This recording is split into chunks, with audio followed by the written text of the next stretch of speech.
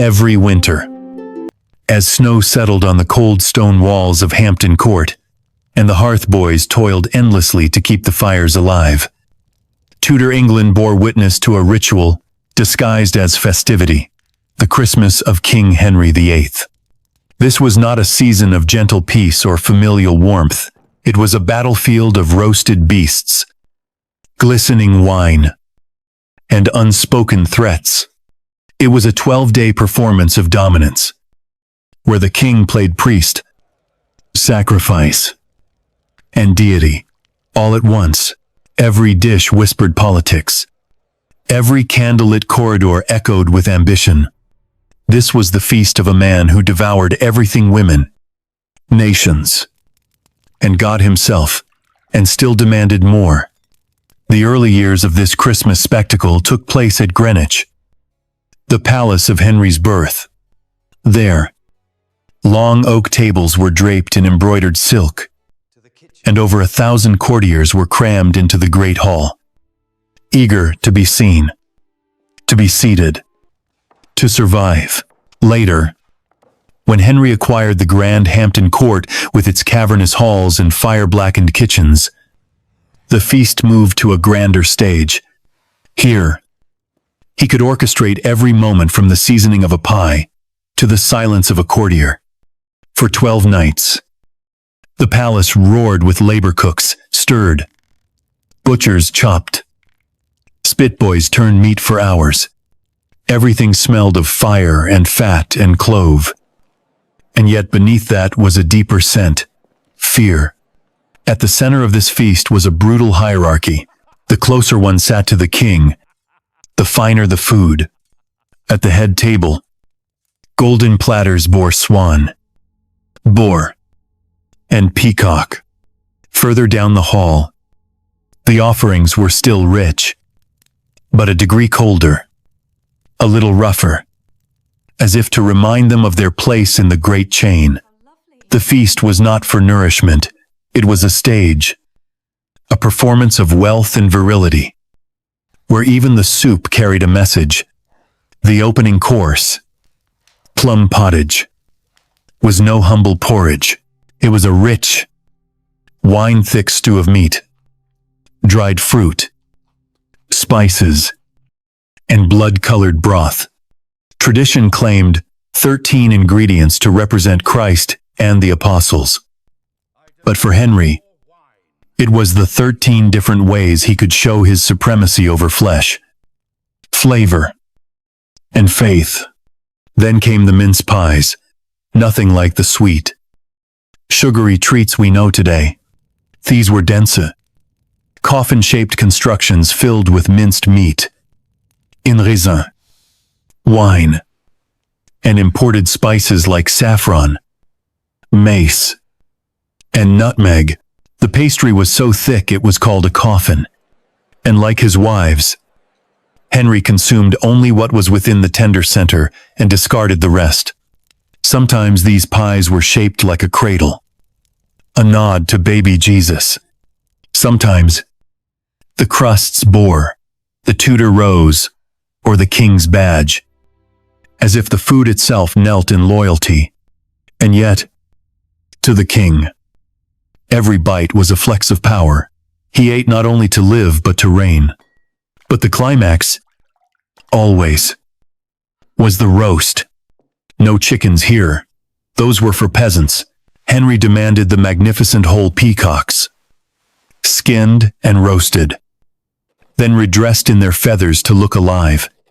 Swans were cooked the same way, reborn as mythic creatures. These dishes were carried into the great hall with music, fanfare, and ceremony. They were not meals. They were declarations. The king could conquer life and death with his appetite. And then came the wild boar's head, the true centerpiece of the Christmas feast, decorated with gilded tusks, crimson vegetable-dyed eyes, and an apple clamped in its jaws. It was laid before the king as carolers sang the ancient boar's head carol, a trophy of dominance, a remnant of pagan sacrifice now cloaked in Christian ritual. It was Henry's message to the world: I am the hunter, I am the beast. I am your God. And no feast was complete without drink, plenty of it. Mead, the ancient honey wine, was brewed using Welsh herbs to honor the king's ancestry. Ale, made without hops, and was flavored with foraged herbs like sweet gale and rosemary, an echo of older, pre-Christian traditions. Henry despised hopped beer, calling it a wicked weed. Instead, he drank what he believed to be pure, untamed, loyal wine, imported from France and Spain, was served warm with orange peel and cinnamon. Poured into goblets, heavy enough to crack skulls, drink flowed like a river, washing down the grease, dulling the senses, making room for music, laughter, and treachery. And while the stomachs of the court swelled with pudding and port, the king turned to another game entertainment. Jugglers tossed knives, acrobats dangled from the rafters, but the real star was the Lord of Misrule, a jester-crowned king for the day, granted the power to command even the monarch. 1 year, this mock king demanded 5 shillings from Henry himself, and the court erupted in laughter. But beneath the jest, there was a trial, an inversion of power, a chance to test loyalty through chaos. Those who played too hard risked exile. Those who didn't play enough risked suspicion.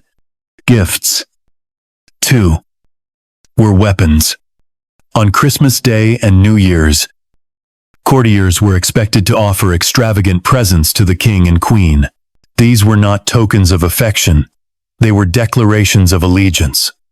The wrong gift could end a career. The right one could buy a title. In the year 1532, Henry publicly refused the gift of Queen Catherine and accepted that of Anne Boleyn, a golden hunting spear shaped like a boar's dart. It wasn't just scandal. It was war. This was Christmas in the age of Henry VIII. There was no Santa Claus, no reindeer, no gentle snowfall through chapel windows. There was only meat, mead, music, and menace.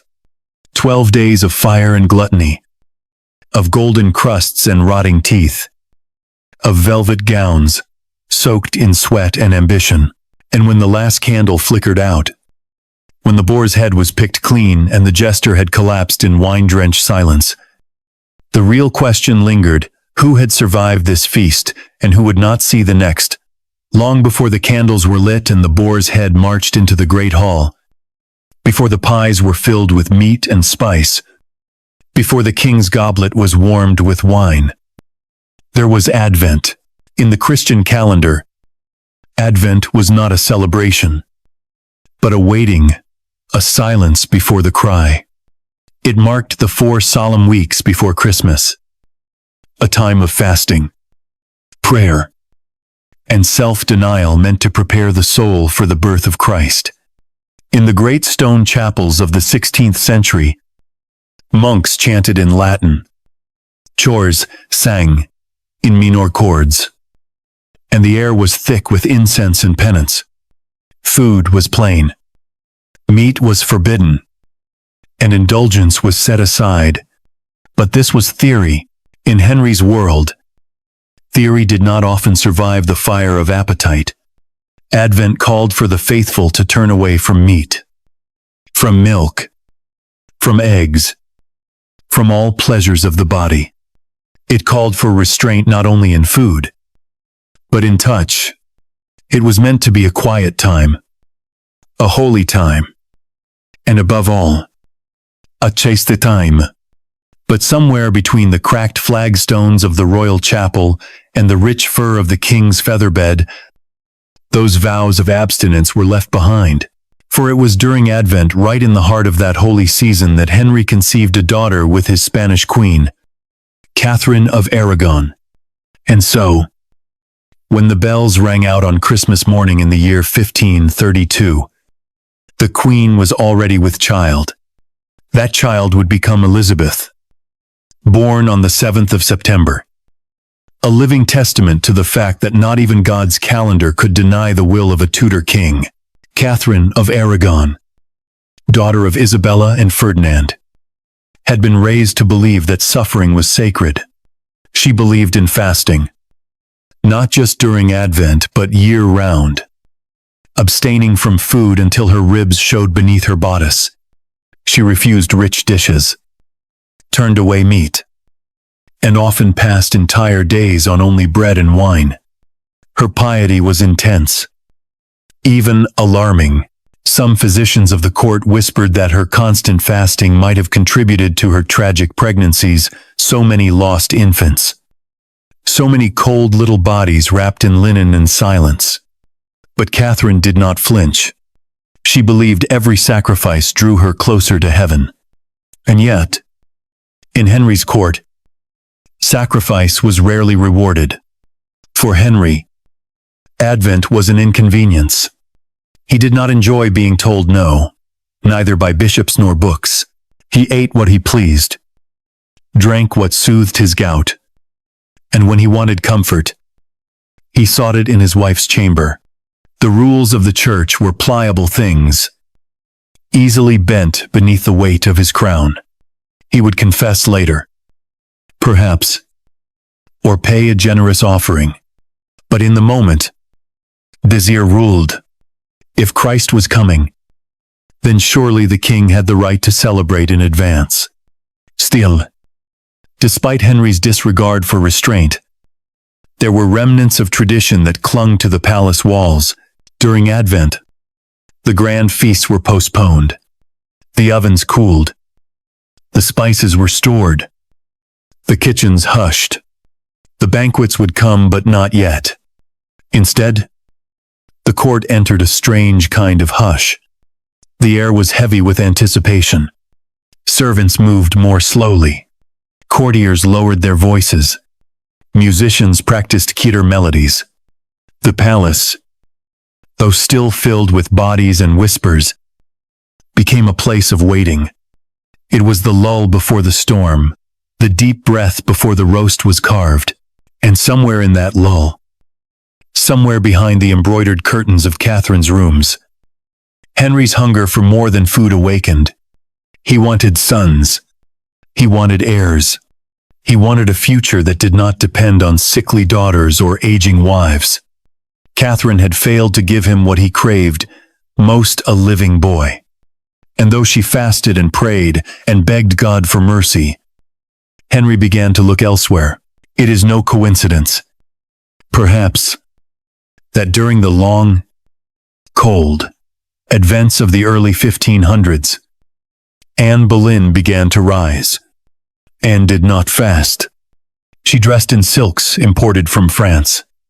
She danced in the great halls when others knelt in prayer. She flirted with abandon, quoting scripture, not for piety, but for seduction. She was bold, defiant, dangerous, and Henry was enchanted. While Catherine spent Advent in penance, Anne used it as a stage. The season of stillness became, for her, a time of movement toward the crown, toward power, toward the very seat beside the king. But even as the court held its breath, there were flickers of the feast to come. On the final night before Christmas, the palace began to change. The halls were draped in holly and ivy, their sharp green leaves a reminder of life, surviving the cold. Evergreen branches were twisted into garlands and hung from the rafters. The scent of pine and rosemary filled the corridors. A great log called the Yule log was brought into the great hall and placed upon the hearth. It would burn through the night and into the morning, a symbol of warmth, of light, of continuity. For even in Henry's court, some traditions held fast. On Christmas Eve, the court gathered in the chapel for midnight mass, dressed in their finest new garments. Courtiers sat beneath the flickering candlelight, listening as the priest declared that Christ was born in a stable. At midnight, in a world as cold and cruel as their own, the bells rang out. The organ trembled. The scent of incense rose like smoke from a battlefield. And somewhere, among the silks and jewels, Henry sat beside his queen, or whichever queen happened to be by his side that year, eyes open, mouth still, already dreaming of meat and music and mastery. At dawn, they returned to the chapel for a second mass, and then the feast began. But that, too, is a story for another night. Advent was over. The silence had ended. The king was hungry again. The feast did not begin on a plate. It began in stone, long before the boar's head was dressed in gilded tusks, and the goblets of mead were warmed in wool-lined sleeves. It began with the setting. The stage, and no stage in England, bore more of Henry's heart than Greenwich. It was the place of his birth, the cradle of his youth, the first taste of power he ever knew. The walls whispered of simpler days when he was a second son, not yet the center of the world. His mother had walked those galleries, and his father's cold hands had gripped the windowsills in silence. When Henry chose to host his early Christmas feast there, it was not just for convenience. It was for something deeper, a longing for roots, for belonging, for the warm echo of laughter not yet soured by betrayal. At Greenwich, he filled the halls with music and light. Tapestries were hung with care. New rushes scattered on the floors, and stained glass flickered with firelight until it looked like heaven come to earth. The palace did not dazzle like those in France, or glint with silver like the halls of Burgundy. But it held something those places could not: memory. And that was power. For the first decade of his reign, it was there, beneath that familiar roof, that he gathered his court at Christmas and laid before them not only food, but identity. This is who we are. The palace seemed to say, this is the bloodline. This is the fire. But even a beloved cradle begins to feel small. As Henry's appetite swelled, so too did his desire for something grander, something more theatrical, or something fit, not for the boy who was born, but the God-king he believed he had become. Hampton Court answered that call. It had not been his to begin with. Hampton Court had belonged to Cardinal Wolsey, his most trusted advisor, and a man so powerful some whispered he was England's true king in all but name. The cardinal had spared no expense. He had gilded the walls, flooded the galleries with light, and built a feasting hall so vast that voices echoed for seconds after speaking. The kitchen complex alone could feed over 1,000 mouths a day. It was a dream of magnificence. And Henry wanted it. When Wolsey fell from grace, accused of treason, and drowned in disgrace, the king took the palace not as a theft, but as justice. He made it his own. And so, the Christmases moved from Greenwich to Hampton Court, from memory to spectacle, from quiet nostalgia to orchestrated awe. At Hampton Court, Henry was no longer the son of a Tudor king. He was England itself. Everything about the palace was designed to impress, to overwhelm, to remind each courtier of how small they were in the presence of this monarch. This temple of flesh in a crown of gold, the Great Hall, with its hammer-beam ceiling soaring high like the ribs of a cathedral, became the cathedral of appetite. Beneath it, firelight flickered on velvet sleeves and jeweled fingers, and the smell of roasting meat hung thick as fog over the tables. It was in those kitchens, just before Christmas, that the real miracle began, not divine, but culinary. Cooks and their sweating apprentices worked around the clock. Cauldrons big enough to drown a man bubbled with stock and spice. The walls dripped with steam. The floors were slick with animal fat and spilled wine. It was said that in the year 1532, over 200 dishes were prepared for a single Christmas feast. 200 each, more elaborate than the last. Servants darted like ants between the chopping blocks and the fire pits. The air choked with pepper, cinnamon, ginger, and blood. And through it all, the king's orders echoed, passed down the ranks like battle commands. Nothing was to be overcooked. Nothing was to be dull. The feast had to astound. Yet behind all the smoke and splendor, behind the silver platters and carefully trained falcons perched beside their masters, there was something more intimate, more human. A single candle in Henry's chamber, a writing desk strewn with letters, the faint scent of rosewater on the pillow where a queen had once lain and whispered Christmas wishes he would forget by morning. Because though the feast was grand, the man at the center of it was always changing. Each year brought a new queen, a new face at his side, a new silence at the table where someone had once laughed. And the walls remembered. Hampton Court was not just stone and glass. It was a stage haunted by ghosts' wives who had danced there before their downfall.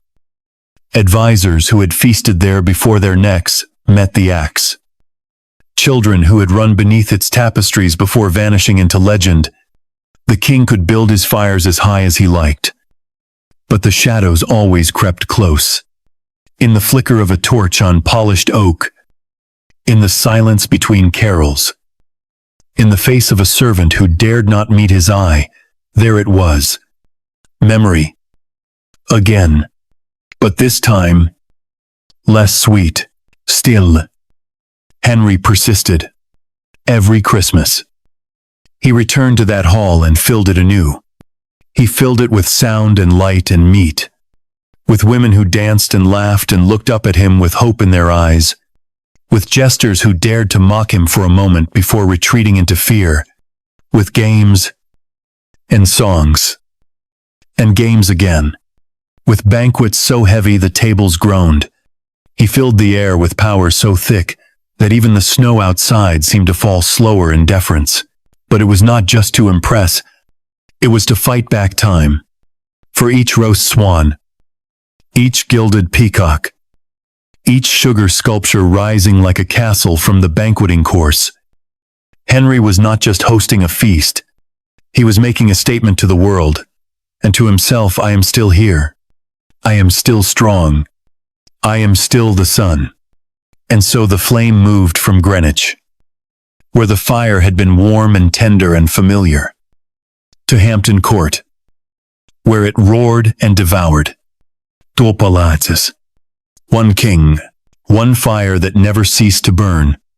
And just beyond the glow, the cold wind of January waited.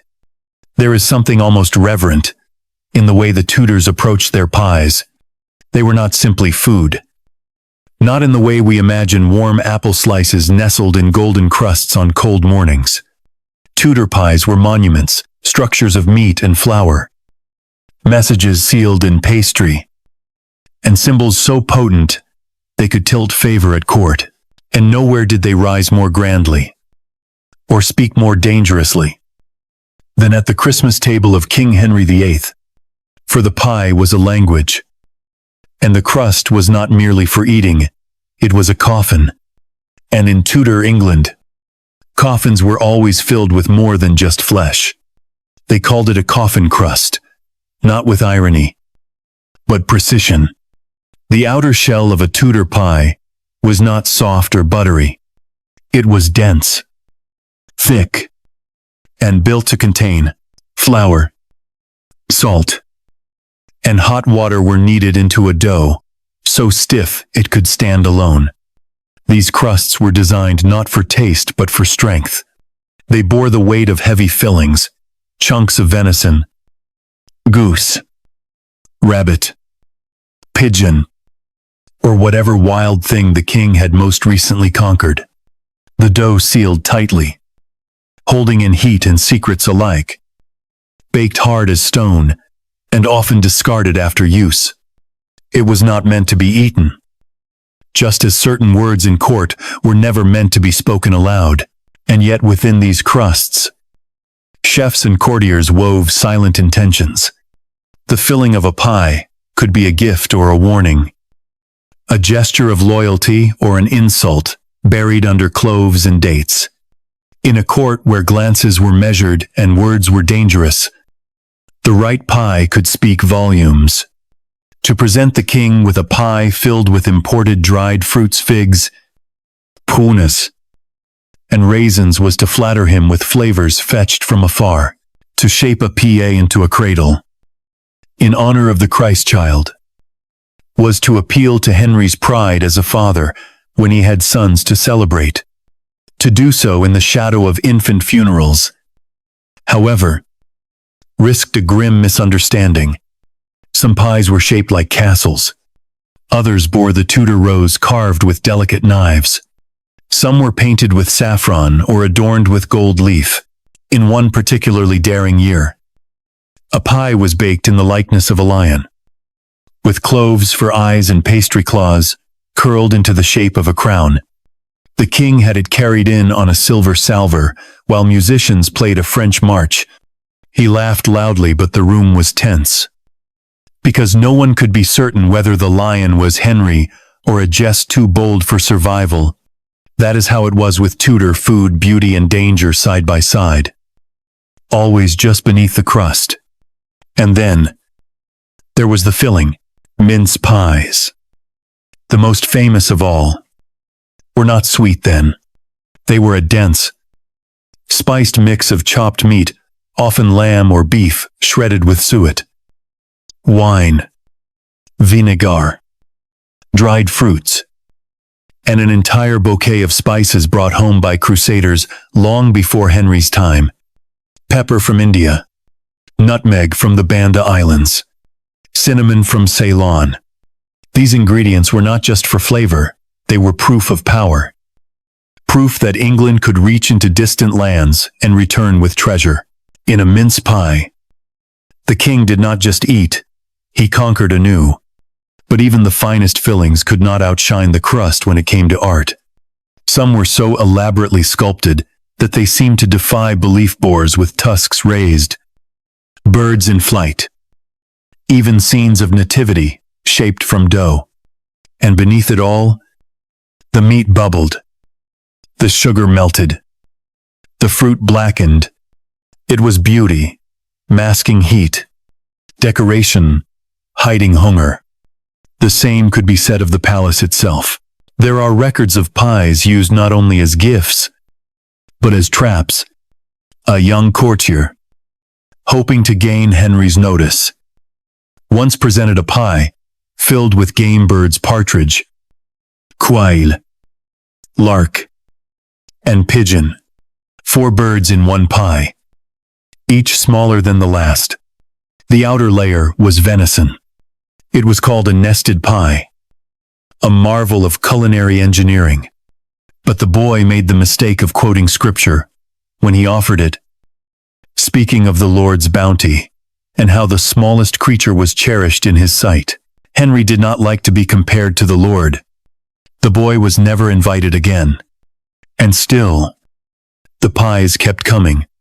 During the 12 days of Christmas, new crusts arrived each night, carried in by sweating servants and placed before the king with silent reverence. Some were meant to amuse. Others were meant to remind. All were meant to impress. The pie was the courtier's speech, the noble's prayer, the cook's triumph, and Henry ate with appetite, both carnal and symbolic.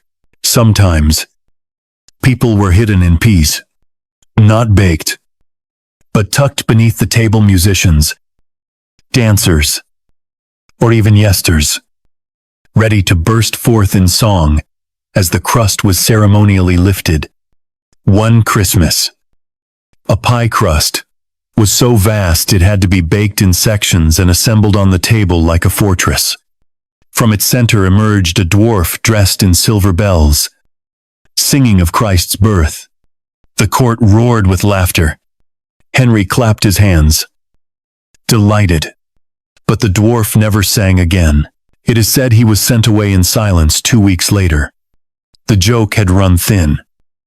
Or perhaps the king had glimpsed his own reflection in that small, sparkling figure, briefly amusing, ultimately discardable, and always, beneath the laughter, was fear. For the pie was not just food, it was a mirror of the court. The hard shell outside, the secret turmoil inside, the appearance of strength, the taste of sweetness, and the lingering threat of being thrown to the dogs once your flavor had faded. The crust was power, the filling was risk, and the table always was a throne. At the end of each feast, what remained was not devoured. The crusts were cracked and scraped, their contents devoured by dogs or peasants.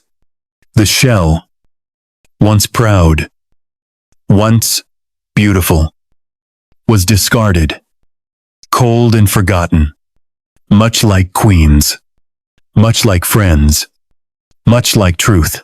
And so the coffin crusts piled high at the edges of Hampton Court, as servants swept them into baskets and out into the frost-covered gardens, where nothing sweet remained, and only ash marked the path of fire.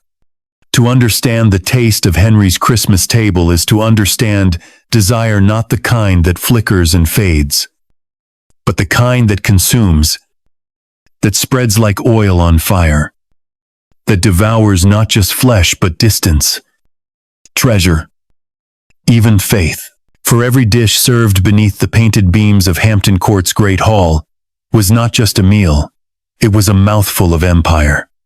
Every pinch of cinnamon, every shred of saffron, every dried fig or curled strip of candied ginger told a story far older than Henry himself, and far more dangerous than any man at his table dared whisper aloud.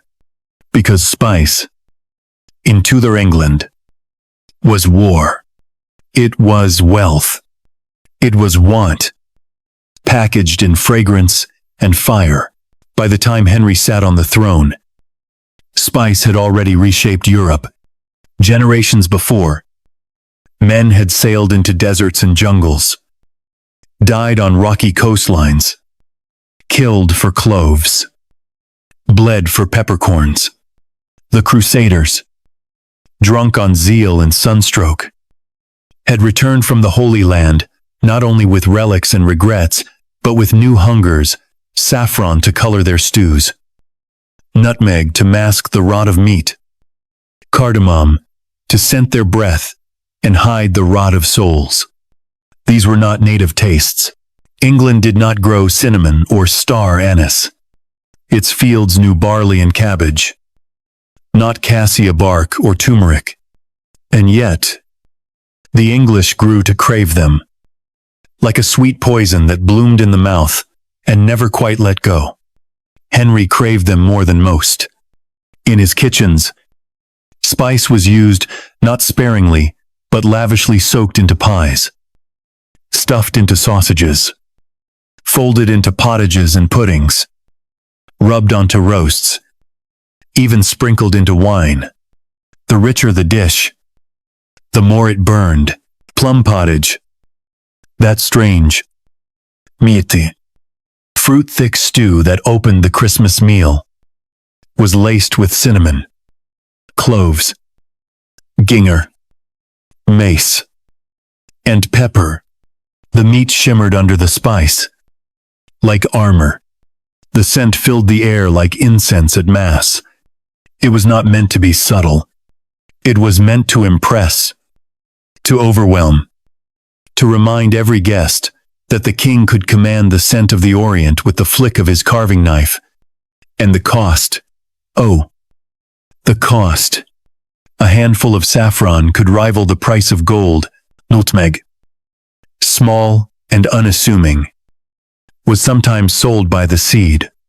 In Tudor markets, cloves were kept in locked boxes, like jewels. Pepper was so prized that it became a form of rent. These things did not grow in English soil, and that made them all the more valuable. They came from ships that vanished into fog, from ports whose names were sung like prayer. Calicut, Malacca, Damascus, Zanzibar. To eat them was to take part in something vast and far away. To serve them was to announce one's wealth. To hoard them was to declare dominion over the world. For Henry, it was all part of the performance. At Christmas, his table groaned under the weight of foreign heat. It wasn't just about flavor, it was about spectacle. The court would inhale before they ever took a bite. And what they inhaled was power, the scent of conquests they'd never see. Bought with coin they didn't possess. Served by hands they barely noticed. When they sipped their mulled wine, spiked with orange peel and allspice, they were not toasting to peace. They were tasting the cost of ambition. But spice was more than just luxury. It was survival. In a world without refrigeration, it masked decay. It turned old meat into something bearable. It softened the edges of time. More than once, the cooks of Hampton Court rescued a venison haunch or slab of beef from the brink of spoilage with clove, vinegar, and heat. The spices did not cleanse it. Not really. But they covered it. And that was enough. And perhaps that was Henry's way to masking rot with splendor, covering fear with music, seasoning decline until it tasted like triumph. And still, it wasn't enough. The Tudor tongue grew ever hotter. Recipes called for handfuls of spice, where modern cooks would add a pinch. Gingerbread was laced with white pepper until it stung the throat. Sausages were stuffed with dried fruit and mace until they trembled with sweetness and heat. Even sauces were thick with saffron and vinegar, so rich they stained fingers yellow. And all of it was served with ceremony, as though to eat such things was not only to feed the body, but to cleanse it, to fill the soul with something sacred. Perhaps Henry believed that, or perhaps he simply liked the way it all burned. There was a story once told in hushed tones at court of a guest who, unused to the king's fiery mince pies, coughed so violently at table that his wine spilled and splashed across the embroidery of the queen's gown. The room froze. The man wept. Henry laughed. Loudly. But the guest was never seen at court again. No one could say if it was because of the stain, or the spice, or the sudden reminder that even a simple dish could become a moment of judgment, for in Henry's world, even flavor was a test. And the most desired flavor of all, control, to command not just the tongue but the mind, to make the court believe that heat meant holiness, that sugar meant favor, that meat soaked in clove meant safety, that the richer the food, the stronger the crown. And so the cooks stirred, and the larders filled, and the scent of empire rolled through the palace halls like smoke from a battlefield long since forgotten. By the end of the feast, mouths were raw, tongues numb, stomachs tight as drums. But still the dishes came. Still the spices poured. For the feast was not finished until the king said so. And Henry, seated beneath his tapestries of war and triumph, rarely said stop, because what is spice, if not a hunger that never dies? There was no sound, quite like it, the crackle of dripping fat hitting fire, the slow groan of iron as a spit turned beneath the ceiling beams, the heavy breath of the kitchen, air thick with blood and smoke. Long before the feast reached the great hall, before goblets were raised and carols sung, before jesters danced or dancers knelt, there was the roast, always the roast, and not just any roast, but a ritual à déclaration, an offering, a spectacle of flame that told every soul in Hampton Court what kind of man sat on the throne. Henry VIII did not dine, he conquered. And he did not feed his court. He reminded them, bite by bite, that power must be fed with blood. The Tudor obsession with meat was no accident. In a world where most people lived on pottage and bread, where chickens were precious and fish more common than fowl, meat was a signifier. It spoke of land, of wealth, of dominance. To eat meat, especially red meat, was to proclaim one's vitality, one's virility, one's place in the order of the world. And no one in England ate more than the king. At Christmastide, the roasting fires never stopped. They were lit well before dawn, sometimes the night before, and they burned without rest. In the vast kitchens of Hampton Court, where over 200 servants toiled, enormous joints of beef and pork were turned for hours on end. A boy no older than 12 would be assigned to the spit, standing in front of the blaze, sweating, blistering, silently rotating the meat with one hand while shielding his face with the other. These boys were called spitjacks, and they were born into the lowest tier of the kitchen hierarchy. But their labor was vital. If the roast was uneven, if the meat was dry, if the outer crust burned before the inner flesh cooked, there would be consequences. For in Henry's court, failure at the table could echo in the courtroom. Beef was always a centerpiece, massive haunches, marbled with fat, roasted until the outer edges crackled and the inner cuts bled pink. Pork, too, was revered, especially when basted in cider or wine. But it was not just about quantity. It was about grandeur. Wild game venison, boar, and hare was hunted from royal forests and brought in like trophies. Henry prized venison above all, not only because it was forbidden to all but the noble class, but because it reminded him of the chase, the roar of hooves, the baying of hounds. For the final shot of the bow, these sounds thrilled him.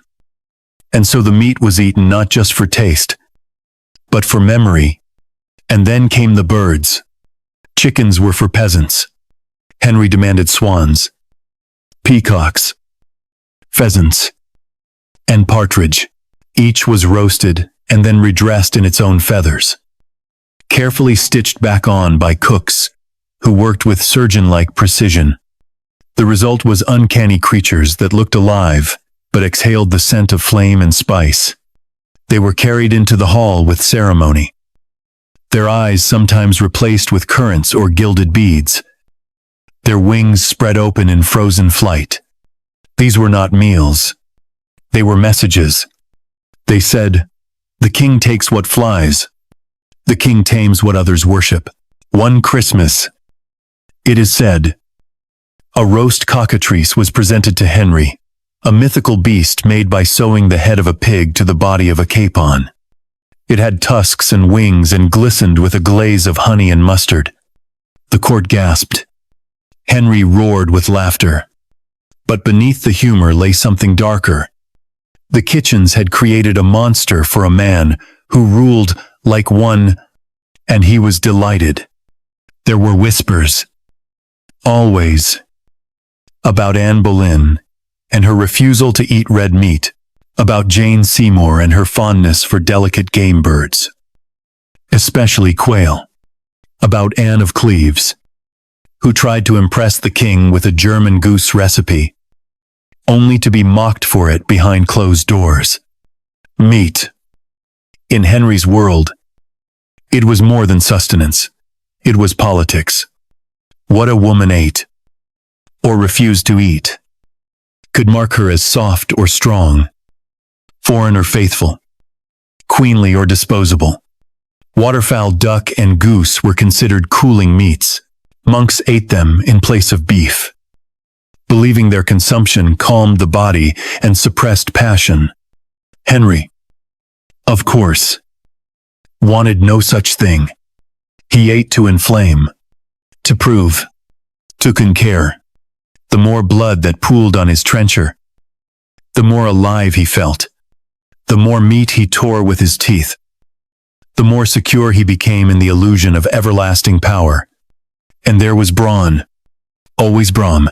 Not the strength of the arm, but the dish, the jelly-set loaf made from scraps and leftovers, cheeks, tongues, ears, mixed with herbs and dried fruit, set in aspic, made by boiling pig's trotters. It was a dish of thrift. Yes, but also of art. To craft a perfect brawn required days of labor and flawless timing. Henry loved it. Some say because of the taste. Others say because it was a metaphor. Even the scraps, once boiled and spiced, could become something worthy of a king. Even the unwanted could be turned into gold if only they obeyed the heat. By the end of each Christmas feast, the hall stank of fat and ash. The air was thick, heavy. The guests were full, dazed. The king's table was a battlefield of cracked bones and licked knives. And still, the fires burned. Still, the spitboys turned. Still, the next cut of meat was prepared in the shadows. Because to be Henry was to be hungry. For food, for sons, for devotion, for the world, and he could never quite get enough. It always arrived near the end of the feast when belts had been loosened, when goblets had been drained and refilled and drained again, when the meats had cooled and the laughter had thinned into a kind of dazed hum. The hall would quiet just enough for the sound of singing to rise above the din. A carol. Old. Older than England. Older perhaps than Christianity itself. And through the high doors of the great hall came the final offering. The centerpiece not only of the meal, but of the ritual. The boar's head, crowned in holly, carried on a platter, and glistening with a sheen of red that, in the firelight, might have been wine or something else. It was not a dish. It was a statement, a symbol of triumph, of conquest, of pagan wildness, tamed and mounted before the king. A creature that once roamed the woods, tusks sharp enough to tear through man or beast. Now slain, gutted, brined, and reborn as art. It took days to prepare. The head had to be carefully severed, the bristles singed off, the skull hollowed. Then it was soaked in red wine, vinegar, mustard, and crushed herbs until the flesh yielded, and the scent grew sharp enough to sting the eye. It was stuffed sometimes with minced pork, sometimes with dried fruits and nuts, sometimes with scraps of lesser meat dressed up to look noble. The skin was sewn back together with such care that the seam all but disappeared. And then it was boiled, long and slow, until it gleamed. But it did not end there. It could not. The presentation of the boar's head was theater. The tusks were sometimes dipped in gold. The eyes were crafted from dyed vegetables, often beets or blackened onions, meant to glimmer with menace. And in the mouth always an apple, bright and red and perfect, clenched between its jaws like a mockery of peace. Around its neck, sprigs of ivy and holly, the leaves still wet with dew, as if plucked straight from the forests the boar had once ruled. But now, the beast was tamed. Its eyes were still. Its breath was smoke. And it belonged to Henry. As it was carried toward the high table, the choir sang the boar's head carol, a song that echoed through the rafters, through the years, through centuries. The boar's head in hand bare I, bedecked with bays and rosemary. I pray you, my masters, who be merry, a hymn of joy. Yes, but underneath, a chill. The words spoke of sacrifice, of blood, of a dangerous thing, made safe by violence. And that, too, was the point, for in a court where every smile could mask ambition, and every jest might be a test. The boar's head said the thing. No one else dared to say aloud that power is taken, not given. That kings must hunt their threats and gut them clean. That the forest must be made to bow. It was an ancient custom, older than any Tudor. In the time of the Saxons, the boar had been a symbol of strength, of male courage, of reckless fury. Pagan warriors carved its likeness into their helmets, their blades. It was not just a beast, it was an omen. To slay one was to prove yourself before the gods. And when Christianity came to England, it did not erase the boar. It baptized it. The old story became new. The boar was evil. The king was Christ. The feast was victory. At Christmas, it was said, the boar's head represented the triumph of good over wildness, of order over chaos, of divine right over blood and fang. But Henry, in his marrow, and knew better. He did not see sin in the boar's face. He saw himself.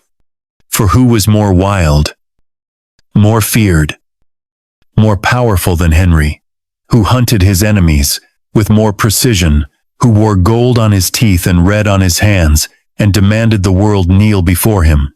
The boar's head was not just a trophy, it was a mirror. And yet, despite the grandeur, despite the weight of tradition and symbolism, there was something quietly horrifying about it. The head sat still as a courtier recited lines from the old text, Caput pris, de fiero, Rens, laus domino. The scent of vinegar and roast clung to the air. The gold leaf on the tusks caught the candlelight and flickered like fire. And the king, seated above all, stared down at it as if it were not food, but prophecy. They say he smiled. Sometimes. Other times he said nothing at all. He would simply nod, and the knife would fall, and the boar would be cut open, its stuffing steaming, its skin breaking beneath the steel. A portion would be served to him first, a gesture of honor, or perhaps insurance. Then the rest would follow, thin slices to the nobles, thicker cuts to those who had pleased him, nothing at all to those whose favor had begun to slip. The boar's head was not shared equally. Nothing in Henry's court was leal. And sometimes, just sometimes, it was refused. One year, the Queen, perhaps Anne, perhaps Catherine, the records are unclear, did not take her slice.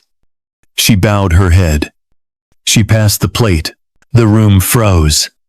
Henry said nothing, but her place at his side did not last much longer. Even into the 19th century, the ritual continued.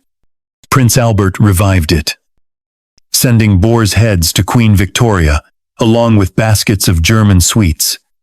But it was never quite the same. The blood had cooled. The danger had faded. Only in Henry's court did the boar's head still roar. Because here, at this table, meat was never just meat. Music was never just song, and the head of a beast, its teeth buried in apple, its skin sewn back into the shape of life, was never just decoration. It was warning. By the time the roasts had been stripped to the bone, by the time the gravy had cooled on pewter trenchers and the wine had left men rosy and slow-tongued, a second feast began, one made not of meat and fire, but of illusion and artifice, of shimmering towers and glassy fruit, of sculpted sweetness that dazzled the eyes before it ever touched the tongue. It was called the banqueting course, though it was not a course at all. It was theater, the final act, a procession of sugar dressed in 1,000 costumes. And in the Tudor court, it was the only thing that could rival the king himself in glory. Dessert in Henry's England was not a casual indulgence. It was a weapon of spectacle. It arrived after the final meats had been cleared. After the boar's head had been taken away, after the tables had grown quiet, and the guests leaned back in their chairs, full, but not yet released. Then the doors would open, and the hall would fill once more with color and fragrance. But this time, it was not flesh, it was sugar, and not in handfuls, but in battalions. There were no pies or puddings here. This was a different kingdom. Here, castles were made from sugar plate. That strange alchemy of boiled sugar and water, poured into molds, then painted in delicate hues, marzipan, or marchpane, as it was then called. He was crushed, almonds and sugar, worked into figures, so lifelike they seemed to breathe. Fruit was carved from jelly. Swans sat in bowls of cream. Trees grew from spun sugar. One guest once described a table where a chess set had been built entirely of candy, each piece edible, each move melting slowly into the air as the game was played. These were not desserts for children. They were not made to nourish or satisfy. They were made to impress, to intimidate, to display wealth so outrageous it could barely be believed. Sugar was rare, imported, expensive beyond comprehension. Most peasants would go their entire lives without tasting it. And yet here, it flowed like rain. It coated the lips of princes and powdered the fingertips of queens. It glinted on the mustaches of ambassadors and stuck between the teeth of bishops. It was power, and it was poison. Henry did not invent this world of sugar, but he embraced it with a hunger that bordered on madness. His banqueting tables grew more elaborate each year. One Christmas, it is said, the entire court moved from the great hall into a separate room, a banqueting house built solely for the display of dessert. Inside, every surface shimmered. The ceiling had been hung with garlands of candied fruit. The windowsills were lined with sugar birds. The air smelled not of pine or roast, but of rosewater and cloves and burnt caramel.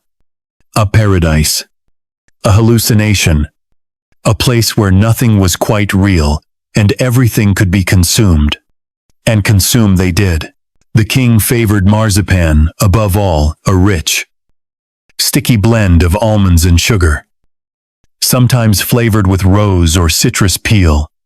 He would eat it at night, in secret, beneath the gaze of flickering candlelight. He liked it molded into animals, lions, leopards, deer with silver hooves. He liked it painted gold, dusted with spice, dipped in honey, then placed into his hand with the softest linen. He did not like to be served twice. Each piece had to be new, different, more extravagant than the last. But behind the sweetness, something festered. By the later years of his reign, Henry's teeth had begun to fail. One by one, they turned black. He could no longer chew without pain. He took to soft foods, creams, custards, jellies made with milk and flavored with ginger or anise. One recipe, leech jelly, became a favorite, a pale, trembling cube of milk and sugar, perfumed and served cold, which he sucked between breaths. Some say it freshened his breath. Others say it masked the rot. But everyone knew the king, who could not be denied, now winced when he smiled. Elizabeth, his daughter, inherited his sweet tooth and his teeth. As a girl, she had been given candied violets to chew during sermons. As a queen, she kept dishes of comfits, tiny sugared seeds on her throne beside the scrolls of state. Her courtiers often wrote of her breath, of the scent of decay beneath her perfume, but no one dared mention her teeth, which blackened one by one until her mouth was shadowed with ruin. She smiled rarely. And yet, sugar was never blamed. It could not be.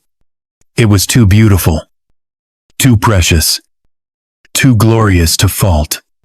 Like power itself, sugar was above reproach. When it hurt, the solution was more of it. When it sickened, it was disguised. When it rotted, it was gilded and placed on a pedestal. There is something deeply Tudor in that, the willingness to accept pain so long as it is painted gold. At the very end of the feast, when the guests were dizzy with wine and sugar, a final toast was raised. A hippocras, a wine steeped in spice and sweetened to syrup, was poured into goblets.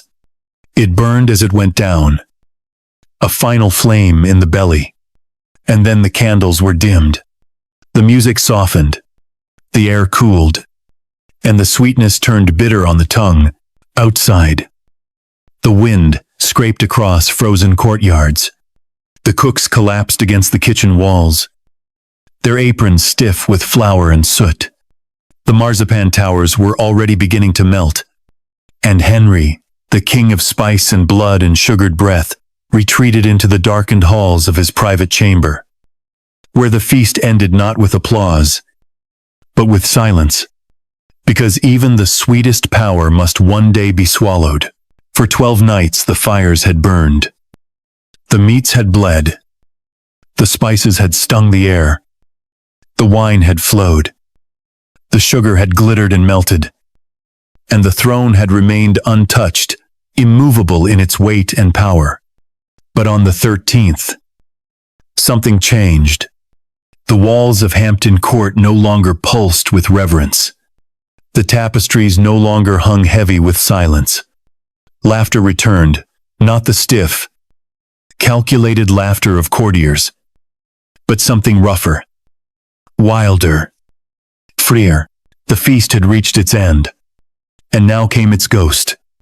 The 12th night, the night of reversal, the night when crowns were paper, and the king was no longer king. It was an old tradition, older than Henry himself, older even than the House of Tudor. On the eve of Epiphany, a new ruler was chosen not by blood, not by battle, but by chance. A cake was baked, dense with fruit and spice, and inside it were hidden 2 tokens, a bean and a pea. The court would gather, the cake would be sliced, and the man who found the bean would become the king of the bean, while the woman who found the pea would be his queen, and for one night only, they would rule. It sounds like a game, and it was. But it was also more than that. The new king was often a fool, a jester, a servant, someone low, someone invisible the rest of the year. He was crowned with holly and bells. He was dressed in crimson or gold, sometimes in borrowed robes, sometimes in clothes made mockingly fine. And then, in front of the entire court, he gave orders. He demanded songs. He commanded noblemen to dance. He made bishops crawl on hands and knees. He told stories, sometimes vulgar, sometimes cutting, and all were expected to laugh. Even Henry. They called him the Lord of Misrule. And in this strange, flickering space between feast and fast, between sacred and profane, the court surrendered itself to the absurd. The world turned upside down. Women dressed as men. Servants sat at the high table. Lords juggled apples and sang bawdy rhymes. The line between jest and rebellion blurred. And yet it was allowed, no, encouraged, because within the inversion, something essential was released. The pressure, the weight, the unbearable burden of hierarchy that had grown heavier with every bite of gilded goose and every goblet of mulled wine. Even Henry, swollen with age and arrogance, played his part. Once, when he was still young, barely 19, he dressed as Robin Hood and burst into Queen Catherine's chamber with a band of courtiers, masked as merry men. They danced. They laughed. They led her to the great hall, where tables had been cleared, and wassail bowls passed hand to hand. The king wore green that night. His cheeks were flushed, his voice unguarded. He kissed her in public, and for a moment, just a moment, he was not a king, but a husband, a boy, a man. Years later, when the embers of romance had long cooled, he hosted another 12th night. Anne of Cleves came. Despite their annulment, Catherine Howard came too.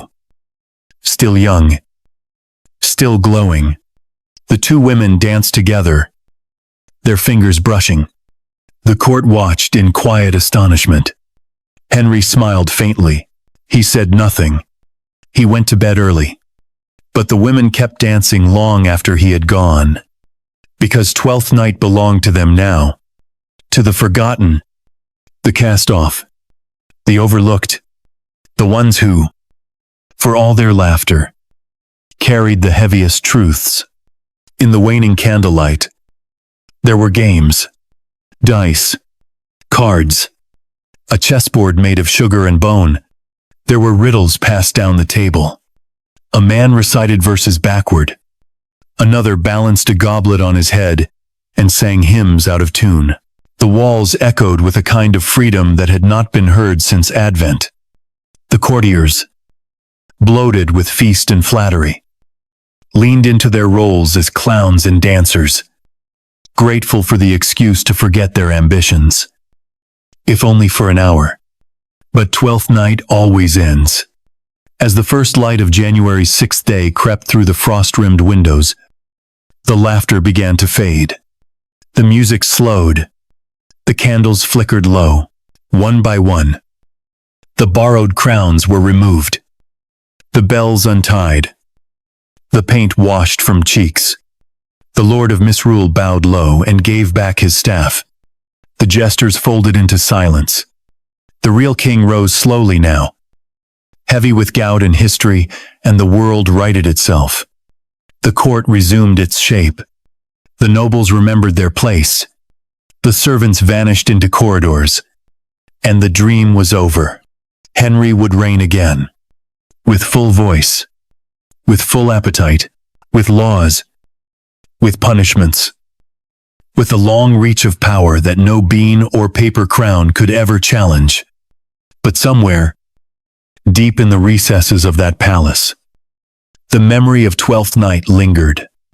A night when a joke became prophecy, when a fool ruled, when laughter cut deeper than silence, and perhaps Henry, alone in his chamber, surrounded by cooling embers and the scent of dying candles, felt it too.